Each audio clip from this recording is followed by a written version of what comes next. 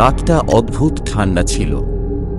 শাহীপুর উপজেলা হাসপাতালের পাঁচিল টপকে ঢুকতেই ভ্যাপসা গন্ধটা নাকে এল। কার্বলিক, পুরনো রক্ত আর কি সব পচা ফুলের মতো গন্ধ যেন বাতাসে ভাসছে। এমার্জেন্সির লাইটগুলো ঝিম মেরে জ্বলছে। করিডরের শেষ প্রান্তে মরচে ধরা একটা স্টিলের দরজা, মরচুয়ারি। আমি সেদিকেই হাঁটছিলাম, হাতে টর্চ, বুকে আইডি কার্ড, নতুন যোগ দেওয়া মেডিকেল অফিসার আমি আধৃত। প্রথম দিনই সিনিয়ররা সাবধান করেছিল, রাতটা যেন একা কাটাই না। আমি হেসে উড়িয়ে দিয়েছিলাম, অতিপ্রাকৃত বলে আমি কিছু মানি না।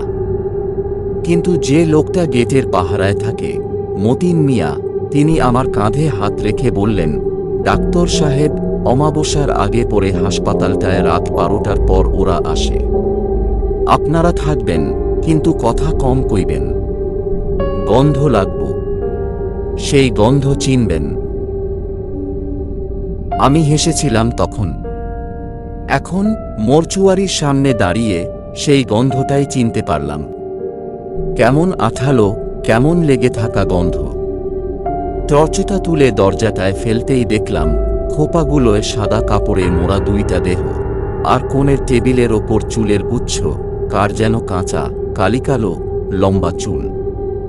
মেঝেতে ছড়িয়ে আছে লালচে সিঁদুরের দাগ, যেন কেউ আঙুল চুবিয়ে লাইনের মতো টেনেছে।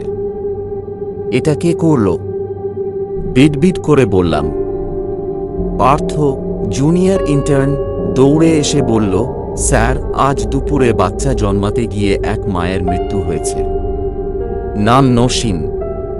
আল্ট্রা ক্রিটিক্যাল ছিল। আত্মীয়রা বিক্ষোভ করেছিল। পুলিশ এসে শান্ত করেছে। তারপর থেকে মরচুয়ারির দরজায় নাকি এই দাগ, ওই চুল। কেউ রাখছে। আমি গম্ভীর গলায় বললাম, নাইট ডিউটিতে স্টাফ ডবল করে দাও, আর ইউনিফর্মে রিপোর্ট করে দাও। পার্থ মাথা নেড়ে চলে গেল। রাত 12টার পরে হাসপাতালটা একেবারে ভিন্ন কিছুতে বদলে যায়। বিছানার চাদর খসখসে শব্দ করে, অক্সিজেন সিলিন্ডারের নজল পাতলা বাঁশির মতো শোঁ শোঁ করে, বাচ্চাদের ওয়ার্ড থেকে দূর দূরান্তের কান্না আসে, কখনো খুব কাছে, কখনো অদ্ভুত দূরে। আমি অফিস ঘরের টেবিলে বসে ফাইল দেখছিলাম। দেয়াল ঘড়ি টকটক করে এগোচ্ছে। হঠাৎ মনে হলো করিডর দিয়ে কেউ হাঁটছে। খালি পায়ের পদশব্দ। 1, 2, 3। থেমে গেল। আবার ধীরে ধীরে ধপ ধপ। অকারণে শরীরের লোম খাড়া হয়ে গেল। টর্চটা হাতে নিয়ে বেরোনো, এই তো যুক্তি। বেরোলাম। করিডরের আলো ঝিমঝিম করছে। নিচে তাকাতেই দেখলাম ভিজে পায়ের ছাপ, জলমাখা, কুঁকড়ে থাকা, যেন কারো পা উল্টো দিক দিয়ে হেঁটেছে। ছাপগুলো যাচ্ছে সরাসরি মরচুয়ারির দিকে। আমি এগোতে লাগলাম টর্চের আলো ছাপগুলোর উপর। দরজার সামনে পৌঁছে শুনলাম কেমন ছোট্ট ছোট্ট হাসির শব্দ, যেন শিশুরা ফিস করে হাসছে। আমার গলার ভেতরটা শুকিয়ে গেল। দরজায় হাত রাখতেই ঠান্ডা ধাতুতে আঙুল জমে যাওয়ার মতো অনুভব। দরজা ঠেলে খুলে ফেললাম। ভেতরে অন্ধকার। কচকচ করে টর্চ জ্বালালাম। আলোটা ঘোরাতে ঘোরাতে থেমে গেলাম। স্টিলের টেবিলের ওপর কালো চুলের গুচ্ছটা নেই। তার জায়গায় আছে ভাঙা সিঁদুরদানির টুকরো, আর কোণের খোপে সাদা কাপড় মোড়া দ্বিতীয় দেহটা কাঁপছে। কে? গলা শুকনো। জবাব নেই, কিন্তু শুনতে পেলাম চুলে চিরুনি চালানোর অত্যন্ত ধীর শব্দ। শা শা শা। আমি এগোলাম। কাপড়ের খোপের কাছে গিয়ে হাত বাড়িয়ে কাপড়টা সরাতেই দেখি কিছুই নেই। খোপটা খালি। যে মৃতদেহটা বিকেলে থলেস ইনকোয়েস্টের পরে রাখা হয়েছিল তা যেন উধাও। কাঠকয়লা কণ্ঠে বললাম, পার্থ পার্থ পার্থ। কেউ সাড়া দিল না।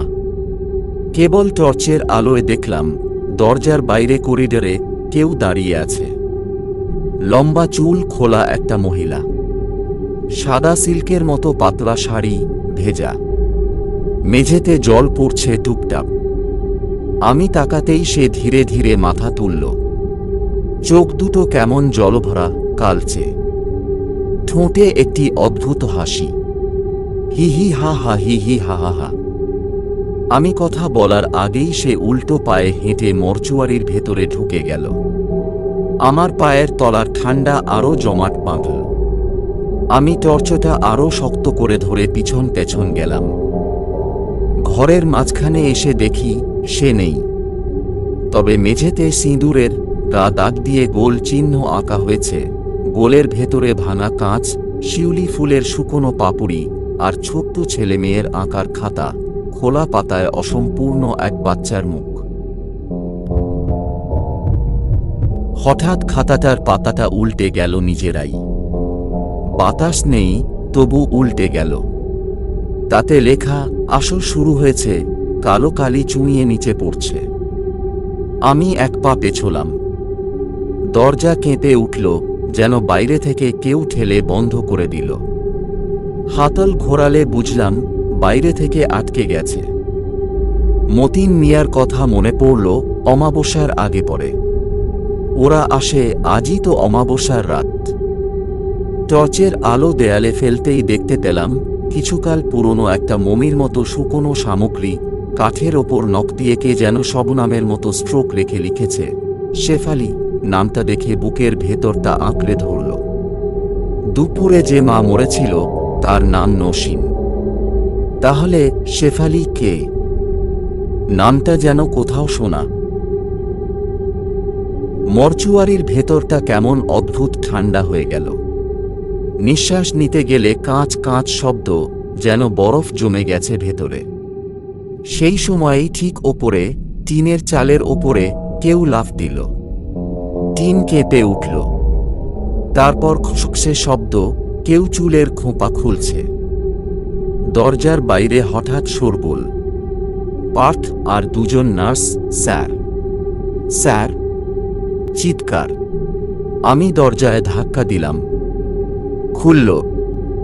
বাইরে বেরোয়ামাত্র দেখি করিডোরের লাইট সব বন্ধ, শুধু জেনারেটরের টিকটিক আর দূরে শিশুর কান্না। স্যার, আপনি কোথায় ছিলেন? পার্থ হাঁফিয়ে বলল, আমরা তো সব জায়গায় খুঁজলাম। আমি চুপ।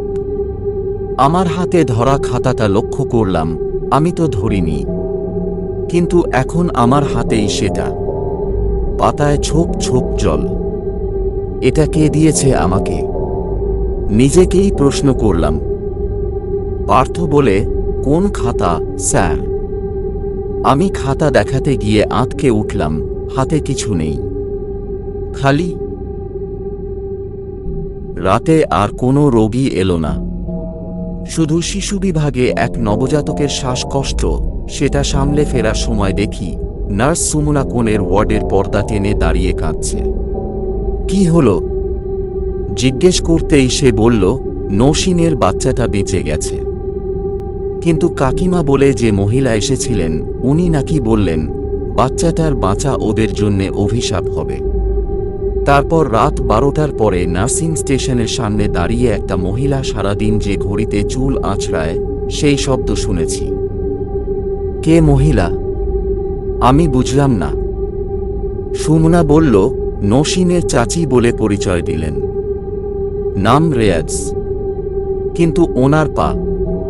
স্যার, আমি ভুল দেখে থাকতে পারি।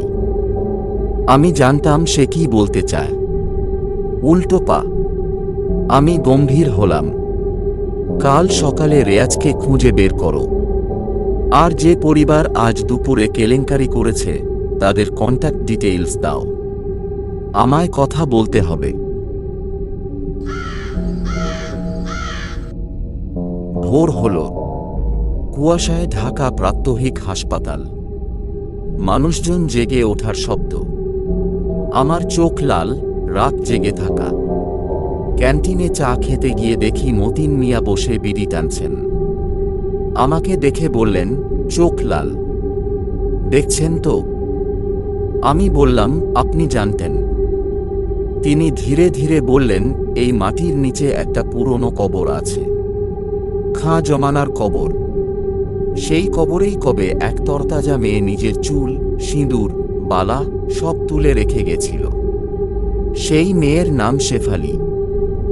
বলতো সে নাকি পেত্নী হবে, ভুল করা পুরুষদের কষ্ট দেবে, শোক করা মায়েদের কান্না রক্ষা করবে। তখনকার হাকিমরা নাকি তাকে পুড়িয়ে মেরেছিল কবরের ভেতর থেকেই। সেই আগুনের গন্ধই আজও আছে। যে রাতে কারো মা হওয়ার স্বপ্ন ভেঙে যায়, সেই রাতেই ও আসে, হাসে, চুল আঁচড়ায়, আসর বসায়। আমি চুপ করে শুনছিলাম। মতিন মিয়া আরও বললেন, বছরখানেক আগে এক ধাত্রী ছিল, পদ্মা। ডেলিভারিতে খুব পাকা, কিন্তু তার এক নেশা ছিল শেফালির পুরনো গল্প দিয়ে তাবিজ বানানো, সিঁদুর দিয়ে গোল এঁকে নবজাতকের কপালে ফু মারা। ওকে সরিয়ে দেওয়া হয়েছে। তারপর থেকে ও দেখেছি, কিন্তু ঠিক মানুষ রূপে নয়।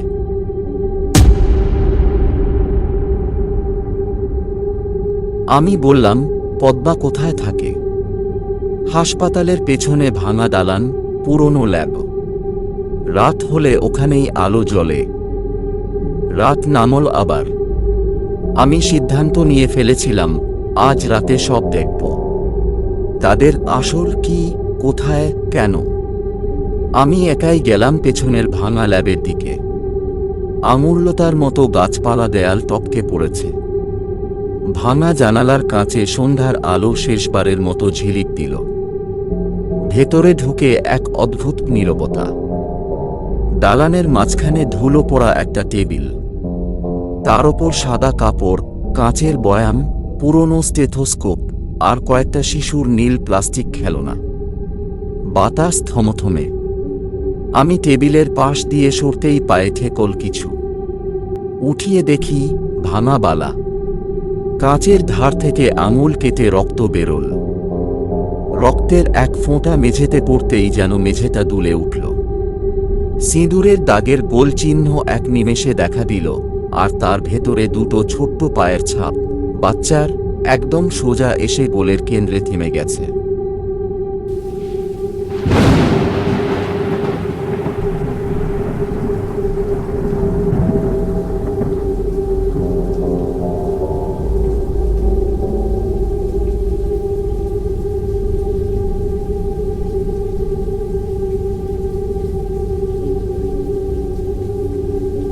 ঠিক তখনই পিছনে কেউ ফিস করে বলল, ডাক্তার।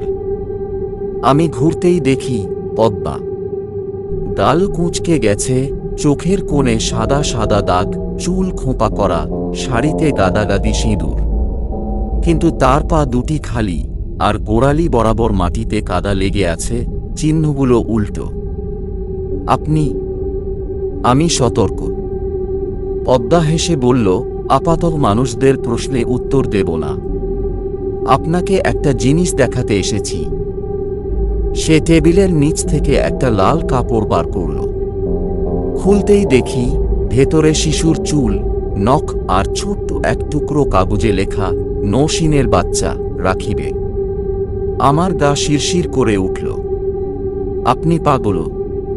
এটা তো ক্রিমিনাল অফেন্স। পদ্মার চোখ বড় বড়। তোমরা তোমাদের বইয়ে দেখ, খালা মারা গেলে কাকে ডাকবে? পেতনিকে। এই হাসপাতালটা দাঁড়িয়ে আছে শেফালির কবরের ওপর। যে বাচ্চারা আসে, তাদের জীবন যখন মায়েদের কান্নায় আটকে যায়, আমি শুধু পথ দেখাই। কিসের পথ? কিসের আসর? ফিসফাস শব্দে যেন দালানে আরো অনেকজনের গলা ভেসে এলো। শা শা, চুলে চিরুনি।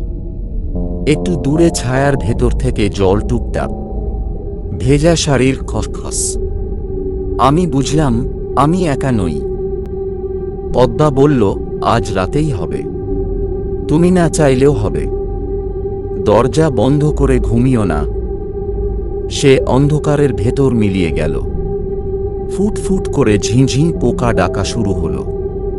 আমি কেমন অদ্ভুত একটা তন্দ্রায় ডুবে গেলাম। হয়তো ক্লান্তি, হয়তো ভয়, আমি ঠিক মনে করতে পারি না। কখন অফিস ঘরে ফিরে এসে চেয়ারেই টাল খেয়ে ঘুমিয়ে পড়েছিলাম। চোখ খুলতেই টের পেলাম হাড় কাঁপানো ঠান্ডা। দেয়াল ঘড়ি 3টে। করিডোরে কেউ নেই, কিন্তু দূরে গানের সুর। কোনো মেয়ে গুনগুন করছে। সুরটা চেনা, শিশুকে ঘুম পাড়ানোর লড়ি। লিরিক্স মনে পড়ল না, কিন্তু সুরটা বুকের মধ্যে সমুদ্রের মতো ঢেউ তুলল।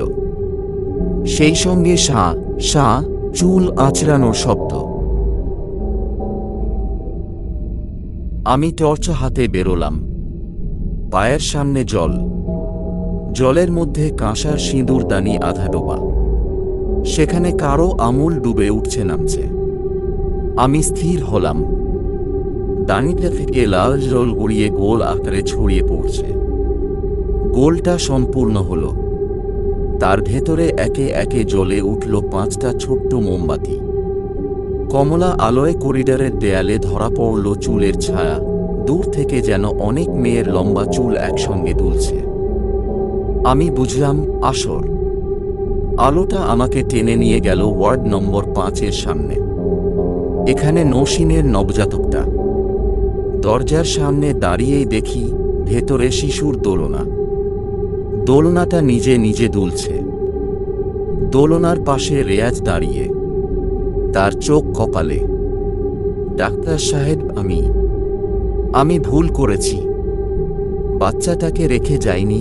তবে তার বাক্য শেষ হওয়ার আগেই ঘরটা অন্ধকার। জানলার কাচের ওপারে কেউ দাঁড়ানো। আমার টর্চের আলোয় দেখা গেল সাদা শাড়ি, ভেজা চুল, কাঁধ ছাড়িয়ে কোমর ছুঁই ছুঁই। মুখটা স্পষ্ট নয়, যেন জলের ওপরে প্রতিচ্ছবি। কিন্তু পা দেখা যাচ্ছে উল্টো। রেয়াজ হঠাৎ হাঁটু মুড়ে বসে পড়ল। কাঁদতে লাগল, শেফালি দিদি, আমার বোনকে বাঁচাও। বাচ্চাটাকে রেখে দাও, ওর কপাল খারাপ। বাঁচলে আমাদের সর্বনাশ। আমি চেঁচিয়ে উঠলাম, চুপ। সেই সময়ই সামনের বিছানার পর্দা নিজে থেকেই নড়ে উঠল। ওটার পেছনে কে যেন দাঁড়িয়েছিল। পর্দা সরতেই দেখা গেল পদ্মা। তার হাসি ভয়াল, হাতের মুঠোয় সিঁদুর। সে ধীরে ধীরে মেঝেতে আরেকটা গোলও আঁকতে লাগল। শেফালি, তুই আয়, মাতৃকান্না শুনে আয়। আজ আসরে নতুন প্রাণ দে। ঘর ঠান্ডা হয়ে গেল। শিশুর কান্না থেমে গেল। এমন নিস্তব্ধতা যে নিজের হার্টবিটও যেন কোন সুতোয় বাঁধা। হঠাৎ আমার টর্চ নিভে গেল। অন্ধকারে আমি শুনলাম চুলে চিরুনি, শা শা শা। তারপর মৃদু পদশব্দ, উল্টো পা, জল পড়ার শব্দ। আমার পায়ের সামনে এসে থামল। ঠান্ডা বাতাসে আমার চোখ জ্বালা করতে লাগল। আমি হাতড়াতে লাইট জ্বালাতে গেলাম, জ্বলল না। কেবল অন্ধকার আর সেই গন্ধ, কার্বলিকের সাথে পচা শিউলি। এই প্রথম আমি প্রার্থনা করতে চাইলাম। ঠিক তখনই কারো কণ্ঠ কানে এল, খুব কাছ থেকে, খুব মমতায়, ডাক্তার, তুমি কি মায়েদের কান্না শুনতে পাও? আমি বললাম, আপনি কে? আমি শেফালি। আমি মা হতে পারিনি। আমাকে তারা পুড়িয়ে মেরেছিল। আমার চুল এখনো জ্বলে। আমি আসর বসাই, যাতে যে কান্না কেউ শোনে না, তা শক্তি পায়। আমি বললাম, নসীনের বাচ্চাটাকে তুমি নিতে চাও? আমি কেউকে নিতে চাই না। আমি কেবল কান্নাকে দরজা দেখাই। যদি কেউ দরজা খুলে দেয়, সে চলে যায়। আজ পদ্মা দরজা খুলেছে। আমি হাত বাড়িয়ে টেবিলটা খুঁজে পেলাম। সার্জিক্যাল ট্রেতে একটা আগুন ধরানোর লাইটার। সেটায় ক্লিক করতেই ক্ষুদ্র শিখা উঠল। সেই আলোয় দেখলাম পদ্মার বুকে সিঁদুরের গা গোল, তার ভেতরে খালি দোলনা, আর দোলনার ওপরে চুলের গুচ্ছ। আমি ক্ষীণ কণ্ঠে বললাম, আপনি যদি সত্যিই কান্নার পথ দেখাতে চান, তবে মায়ের কান্না বাঁচিয়ে রক্ষা করুন। এই শিশু, তার মা নেই। যদি ওকেও নিয়ে নেন তাহলে কান্না শেষ হবে না। শূন্যতায় হালকা শ্বাস, যেন কেউ ভেবে দেখছে। তারপর মৃদু হাসি। ডাক্তার, তোমার চোখে ঘুম নেই, তুমি কান্না শুনতে পারো। পদ্মা তখন আমার দিকে ফিরল। তোমাকে থামানো যাবে না শেফালি, তাকে শেখাও।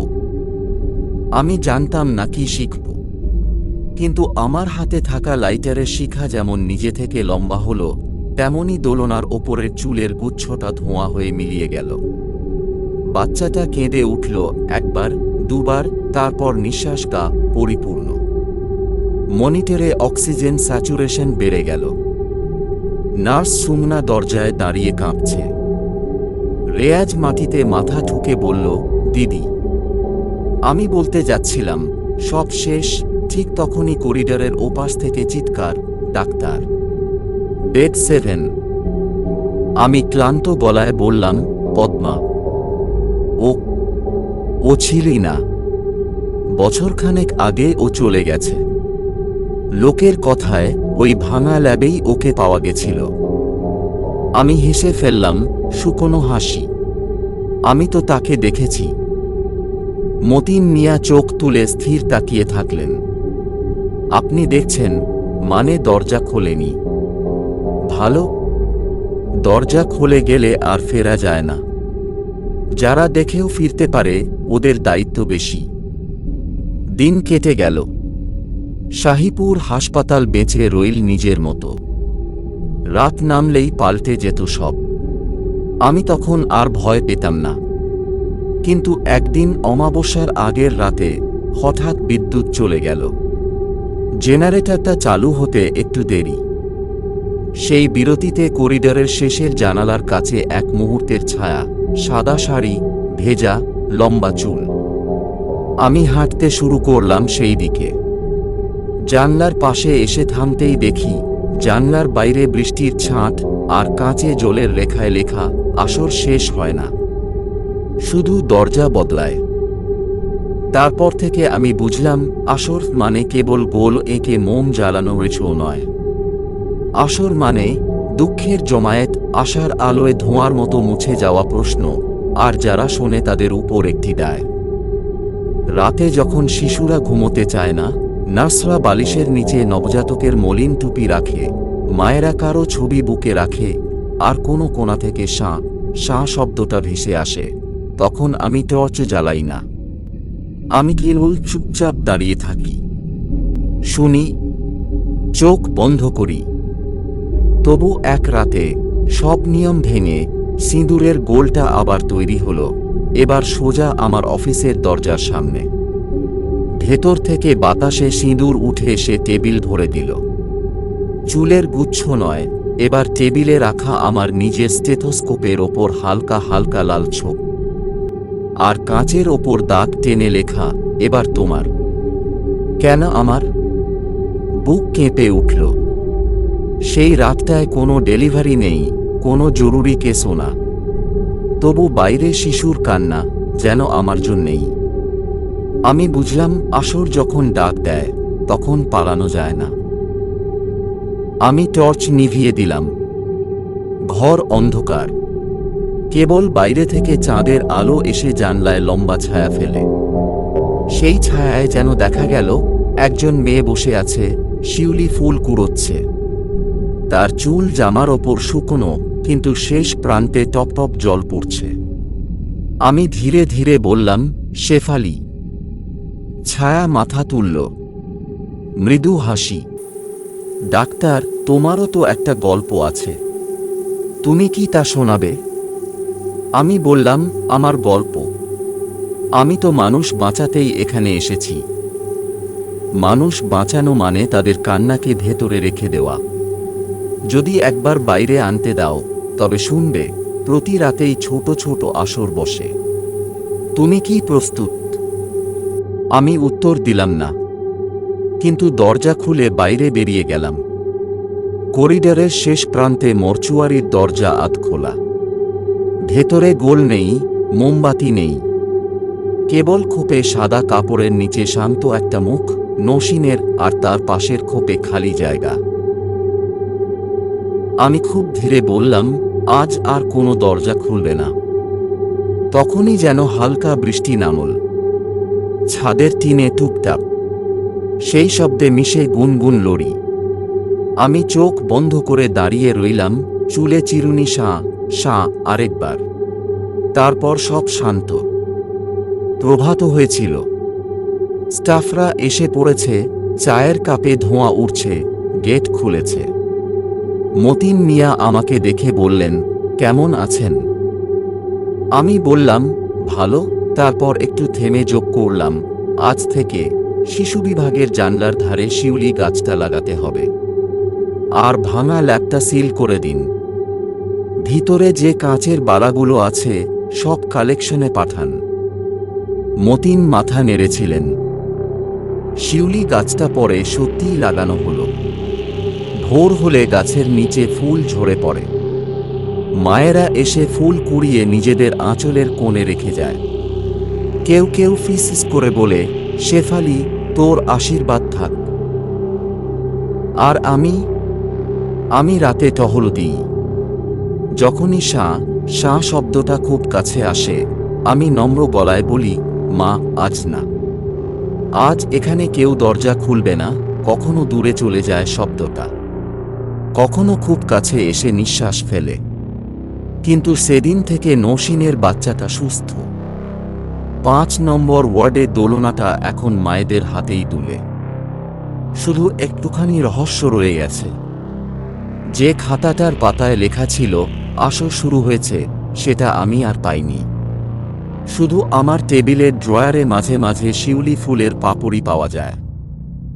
আঙুলে নিলে গন্ধটা এখন আর পচা লাগে না, মায়েদের দুধের মতো মিঠে, হাসপাতালের ভেজা দেওয়ালের মতো সত্যি, আর অদৃশ্য কারো আশীর্বাদের মতো নরম। আমি জানি আসর শেষ হয় না। কেবল নতুন করে সোনার মানুষ খুঁজে নেয়। আমি তাদের একজন। যতদিন সোনার কান আছে ততদিন শেফালির পায়ের জল শুকোবে না। আর আমি আমার টর্চ আর এই হাসপাতালের রাত, আমরা মিলেই পথ দেখাব। কান্না গোপন রাখার নয়, শুনে নেওয়ার। তারপরেই দরজা আপনি বন্ধ হয়ে যাবে। সেদিন রাতে মাসখানেক পরে একবার সব লাইট নিভে গেল। জেনারেটরটা শুরু হতে একটু সময় লাগল। অন্ধকারে আমি জানলার কাছে আবার সেই লেখাটা দেখলাম, আসর শেষ হয় না, শুধু দরজা বদলায়। আমি কাছে হাত রাখলাম। ভেজা ঠান্ডা কাঁচ ঝাপসা হয়ে গেল নিঃশ্বাসে। ঝাপসা কাচে আঙুল দিয়ে আমি লিখলাম, আমি শুনছি। নিঃশব্দে কোথাও একটা চিরুনি থেমে গেল।